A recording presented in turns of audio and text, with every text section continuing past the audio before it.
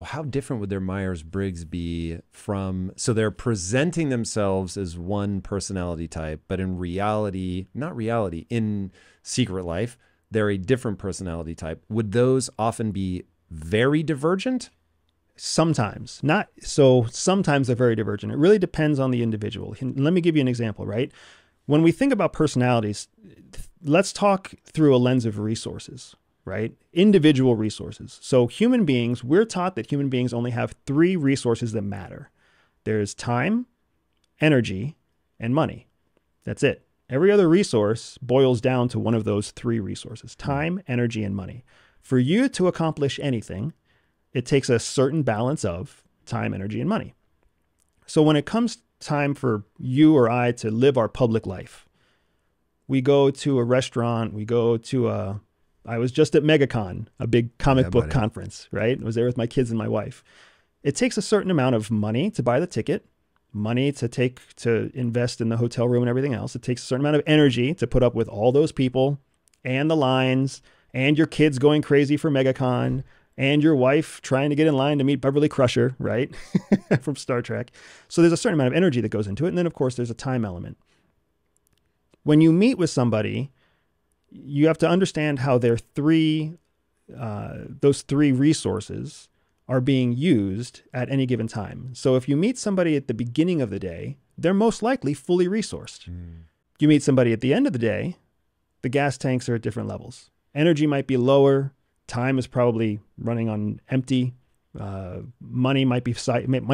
It helps to know the financial status of your client or your target, right?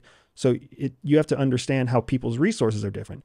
The more a person's resources are depleted, the closer they get to their true Myers-Briggs personality. That is interesting.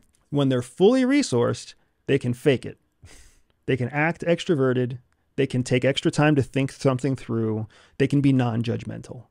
But when they're tapped, when the end of the day comes and they're fried, that's when you see who they really are.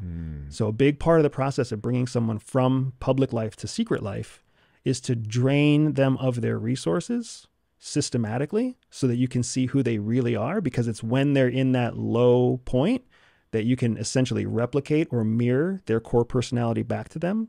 And then they let you into that secret life. You're not going to let someone into your secret life who's different than you. So you have to mirror back to them what you believe their true personality to be. And then they're like, if you like that, let me show you this other thing. Dude, that's crazy.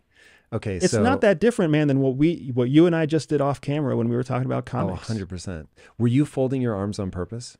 No. Because at one point I noticed we both had our arms folded, and I was like, okay, are we mirroring right now? Like, what are we doing? Yeah. No, I was not mirroring you there. I'm just a little bit cold sometimes in these studios, but the fact that we connected on a genuine common interest. And then from there, I don't know if you noticed how quickly the conversation turned into very private conversation, right? And this was me predictably responding to your questions. You were the one in control of that conversation. Why did you homeschool your kids? Why do you do this? Why did you leave agent? Like, you were asking the questions. I'm responding. You're the one in control. Questions are always being asked by the person in control of the conversation. I was just responding in a predictable way because we had just connected over something that made me bring you into my private life.